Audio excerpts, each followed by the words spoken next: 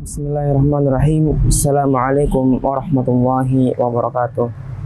Innal hamdalillah nahmaduhu wa nasta'inuhu wa nastaghfiruh wa na'udzu billahi min syururi anfusina wa min sayyiati a'malina may yahdihillahu fala mudhillalah wa may yudlil fala hadiyalah.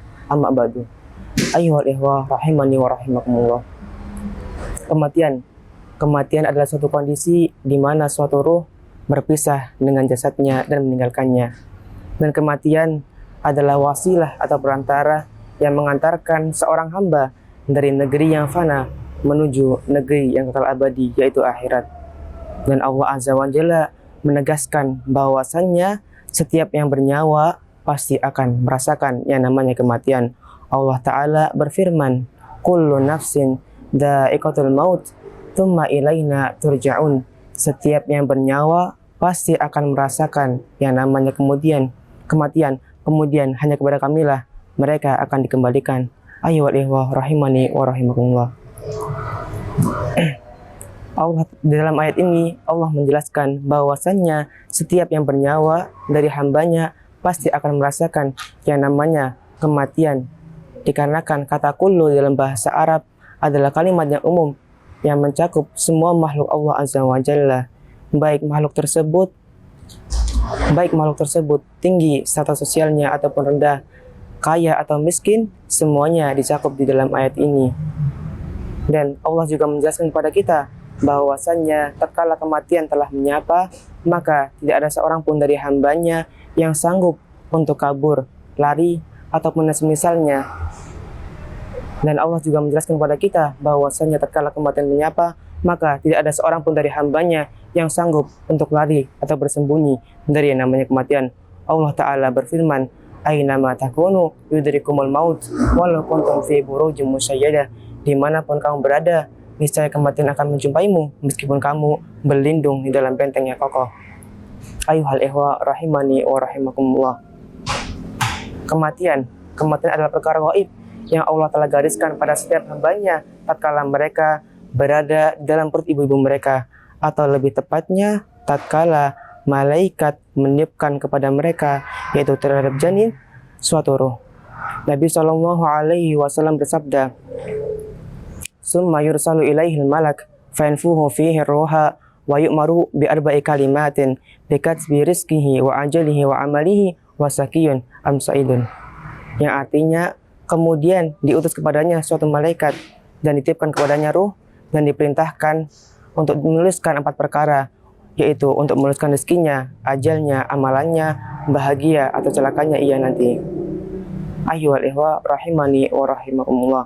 Oleh karena itu, tidak ada seorang pun dari hamba Allah yang tatkala kematian telah datang kepadanya, ia mengulur-ulur atau menunda atau mempercepat.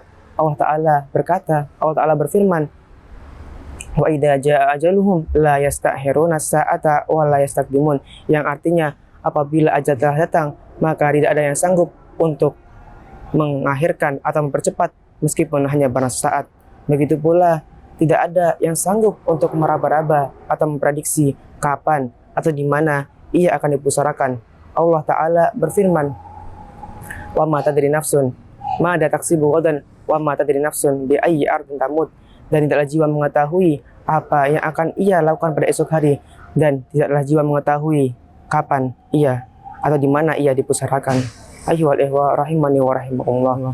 Oleh karena itu, maka harus bagi kita seorang muslim untuk selalu bergegas dalam beramal dan tidak menunda-nunda dalam beramal, dikarenakan kita tidak mengetahui apakah esok kita masih menjumpai dunia ini ataukah esok kita telah terbujur kaku, berselimutkan kain kafan dan berada dalam dekapan dingin perut bumi.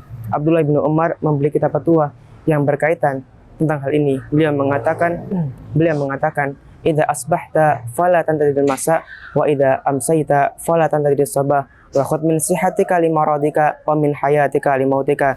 Yang artinya, apabila kamu berada di waktu pagi, maka janganlah kamu menunggu untuk waktu sore, dan apabila kamu berada di waktu sore, maka janganlah kamu menunggu waktu pagi. Dan manfaatkanlah waktu sehatmu sebelum datang sakitmu, dan manfaatkanlah waktu hidupmu sebelum datang kematianmu. Ayyuhal ikhwah rahimani wa rahimakumullah. Oleh karena itu, wajib bagi seorang muslim untuk selalu mengingat kematian, Dikarenakan kematian ada perkara yang mulia, yang mana Rasulullah SAW sendiri yang memerintahkan kepada umatnya untuk selalu kematian. Beliau mengatakan, "Aktiru dikraha dimil ladat." Perbanyaklah oleh kalian mengingat memutuskan kenikmatan, yakni al-maut, yaitu kematian. Dikarenakan tatkala kematian telah datang, maka terputuslah semua amalan seorang hamba. Nabi SAW bersabda, "Idza mata ibnu Adama inqata'a anhu amaluhu illa min salasin, shadaqatun jariyatun, aw ilmun yantafa'u bihi, aw waladun shalihun yad'u lahu." Apabila anak Adam telah mati, maka terputuslah semua amalannya kecuali 3 perkara, yaitu sedekah jariyah, ilmu yang bermanfaat, dan anak soleh yang mendoakannya. Dan di antara faidah dengan kematian, sebagaimana disebutkan para ulama, di antaranya yang pertama, dengan kematian seorang hamba akan mengetahui tujuan asal ia diciptakan, yaitu untuk mentauhidkan Allah. Allah Ta'ala berfirman, "Wa ma khalaqatul jinna wal insa illa liya'budun." Dan tidaklah aku menciptakan jin dan manusia kecuali untuk beribadah kepadaku. Dan yang kedua, di antara faidah dengan kematian, yaitu sebagaimana yang dikatakan oleh sahabat Nabi Ka'ab ibn Malik, semoga Allah meridhoinya, beliau mengatakan, "Man arafal mauta hanat alaihi masaibud dunya." Barang siapa yang mengetahui kematian, maka ringanlah problematika hidup di dunia. Dan sebelum kita menutup perjumpaan kali ini, marilah kita mendengarkan perkataan syair yang sangat menyayat hati, yaitu perkataan yang berbunyi, "Qala Sahsun sa'atu bughadan fanama wa lam yastayqid." Seorang mengatakan, "Aku akan bertobat pada esok hari," dan dia pun tertidur, akan tapi ia tidak terbangun. Mungkin hanya ini yang dapat saya sampaikan. Apabila ada kesalahan, maka itu dari saya dan dari syaitan, dan apabila kebenaran, maka itu bersumber dari Allah Azza wa Jalla. Assalamualaikum warahmatullahi wabarakatuh.